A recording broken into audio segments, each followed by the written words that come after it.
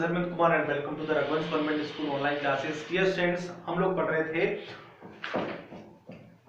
How to organism reproduce, और इसमें हमने पढ़ा था एक असेक्सुअल और दूसरा सेक्सुअल। तो अभी हम असेक्सुअल पार्ट पढ़ रहे थे और उसमें हम पढ़ने वाले हैं 8.2.5 पेज नंबर 131 वेजिटेटिव प्रोपेगेशन। तो वेजिटेटिव प्रोपेगेशन क्या होता है, इसको समझिए थोड़ा सा। ये आपने बहुत ज्यादा देखा होगा, क्योंकि हम लोग मतलब जो फार्मिंग से जुड़े जो लोग हैं, ठीक है, तो वो लोग इसको बहुत ज्यादा मतलब इसका यूज भी करते हैं, खेती में बहुत काम की चीज है। वेजिटेटिव प्रोपेगेशन क्या होता है कि कुछ जो रूट्स हैं, कुछ स्टेम्स हैं, कुछ लीव्स हैं, वो अपने आप में डेवलप करने में सक्षम होते हैं अगर उनको ऐसी कुछ कंडीशन मिल जाए, एप्रोप्रिएट कंडीशन मिल जाए। सपोज ये कि आपके यहाँ पे आपके आसपास में आपने गुलाब की झाड़ी जरूर देखी होगी, रोज, है ना।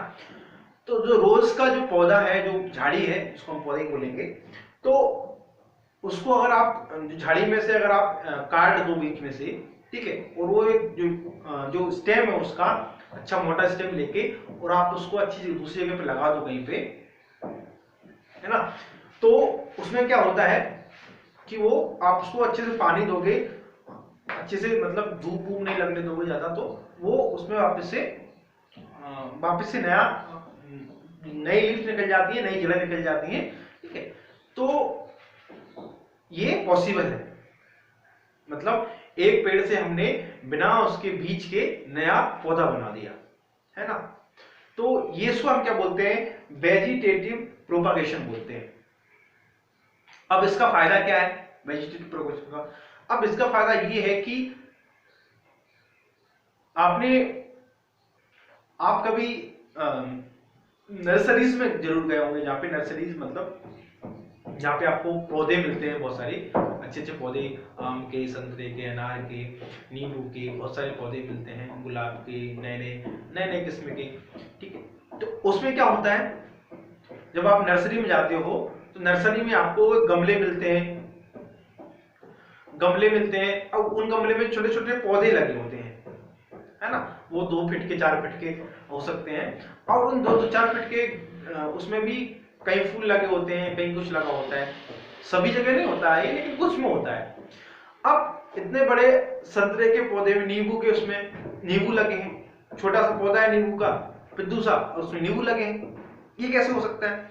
तो ये ऐसे ही होता है कि जब हम वेजिटेटिव प्रोपेगेशन से कोई भी पौधा बनाते हैं, ठीक है, तो उससे क्या होता है, उसमें जल्दी फूल लगते हैं, जल्दी फल लगते हैं, कंपैरिजन ऑफ जब हम किसी सीड को बड़ा करके पौधा बना के फिर उसको हम बनाएंगे, पेड़ बनाएंगे उससे, है ना। तो ये चीज समझने वाली है। यहाँ पे आपने बहुत जगह ये देखा होगा कि बहुत सारी नर्सरीज होती हैं, उनमें ये चीज होती है। अब तो एक कॉमन चीज हो गई है, बहुत ज्यादा वाइडली यूज होने लगी है। जब हम कोई बगीचा लगाते हैं तो उसमें 1-2 साल में फल लगने लगता है ना। तो ये वेजिटेटिव प्रोपेगेशन है। वेजिटेटिव प्रोपेगेशन की एक्टिविटी 8.5 है और 8.6 है। ये दोनों आपको पढ़नी है, आपके लिए होमवर्क है 8.5 और 8.6, ठीक है। अब हम बात करते हैं टिश्यू कल्चर के बारे में। तो टिश्यू कल्चर क्या होता है? In tissue culture, new plants are grown by removing tissues or separating cells from the growing tip of the plant. मतलब टिप ऑफ द प्लांट मतलब क्या है कि जो प्लांट की टिप है, हमने उससे कुछ सेल्स और कुछ टिश्यूज निकाल लिए, ठीक है, और उससे क्या करने लगे, the cells are then placed in the artificial method medium where they divided rapidly into form a small groups of cells or callus. The callus is transferred to another medium, connecting hormones to grow and differentiation. The plants are placed in cells so that they can grow into mature plants. मतलब हमने उससे कुछ sales और कुछ tissues लिए और कुछ artificial medium से हमने उसको उसी से कनेक्ट कर दिया पेड़ से, ताकि उसको हार्मोन्स और न्यूट्रिशन वगैरह मिलते रहे ग्रोथ के लिए, ठीक है। और इसी तरह से क्या होगा, using tissues culture many plants can be grow from one parent in disease from dividation, नहीं precondition. These techniques is commonly used for ornamental plants. तो इस तरह से जो आप प्लांट्स देखते हो काफी सारे वो होते हैं। स्पोर फार्मिंग क्या होती है, स्पोर फार्मिंग ये आपके लिए होमवर्क है, ये आप अपने से करेंगे, इसको रीड करेंगे। तो आप क्या करेंगे, एक्टिविटी दोनों रीड करेंगे और स्पोर फार्मिंग क्या होती है उसके ऊपर लिखेंगे और मुझे ग्रुप में शेयर करेंगे। कर सकते हैं। देखिए होमवर्क पर विशेष ध्यान दीजिए, मैं पहले से बोल रहा हूँ होमवर्क पर ध्यान दीजिए। सेक्सुअल रिप्रोडक्शन 8.3 हमने जो असेक्सुअल पार्ट था वो फिनिश कर लिया, अब हम पढ़ेंगे सेक्सुअल रिप्रोडक्शन। तो सेक्सुअल रिप्रोडक्शन क्या होता है, आप पहले से पढ़ते आ रहे हैं, इसको 8th में ही पढ़ा आपने, 9th में ही पढ़ा, तो 10th में आ गए हैं पढ़ते पढ़ते। तो इसको ऐसे समझिए कि हमारे आसपास में बहुत सारे जीव रहते हैं, ऐसे कि बैल है, बकरी है, गाय है ना, और भी बहुत सारी चीज रहती है। लेकिन अब मैं आपको यहाँ पे एक बात बताना चाहता हूँ, क्या जो बैल है ना, जो बुल है, क्या वो अपने से रिप्रोडक्शन कर सकता है?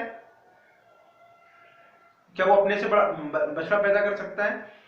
या फिर जो जो जो भैंसा है, ठीक है, तो क्या वो भैंसा अपने से रिप्रोडक्शन कर सकता है? नहीं कर सकता। क्यों नहीं कर सकता?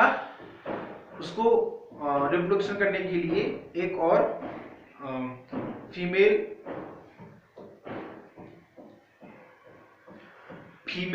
की जरूरत पड़ेगी, ठीक है। वो दोनों फील और मेल फीमेल मिलकर वो दोनों एक अपनी जनरेशन को आगे बढ़ा पाएंगे। हम ह्यूमंस की अगर बात करें तो ह्यूमंस में भी सेम चीज है, हम भी एक तरह के एनिमल हैं। और क्या होता है, हम भी जो मेल है या फिर जो फीमेल है वो अकेले रिप्रोडक्शन नहीं कर सकते, ठीक है, तो दोनों मिलकर अपनी जनरेशन को आगे बढ़ाते हैं। 8.3 है by the sexual modes of reproduction. Sexual modes of reproduction क्यों है, मतलब क्यों जरूरी है? The creation of 2 new cells from one individuals copying of DNA as well as the cellular apparatus and DNA copying mechanism as we have noted।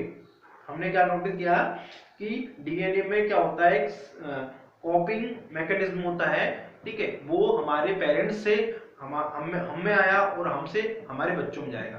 तो ये same चीज होती है जानवरों में भी, गाय भैंस बकरी जो भी आप बात करें इनकी, इन सभी में होती है, ठीक है। जो सेक्सुअल रिप्रोडक्शन करते हैं उन सभी में डीएनए मैकेनिज्म कॉपिंग मैकेनिज्म होता है, होगा ही होगा। तो इसकी वजह से क्या होगा, every individual can not be produced by variations but it's population variations are useful for ensuring that survival of the spouses. It would therefore make sense of organisms come up with reproductive modes that allow more and more variations to be generated. While DNA copying mechanisms are not absolutely accurate, they are precise enough to make the generation of variation is fairly slow process. If the DNA copying mechanism were to be less accurate, many of the resultant DNA copy would be able to work with the cellular application. तो ये तो हो गई बात की जरूरी क्यों है सेक्सुअल रिप्रोडक्शन मोड। अब हम पढ़ेंगे sexual reproduction in flowering plant. Flowering और प्लांट्स होते हैं उनमें भी सेक्सुअल रिप्रोडक्शन होता है, कैसे होता है उसके बारे में बात करेंगे। ठीक है, तो आज के लिए इतना काफी है। Thank you for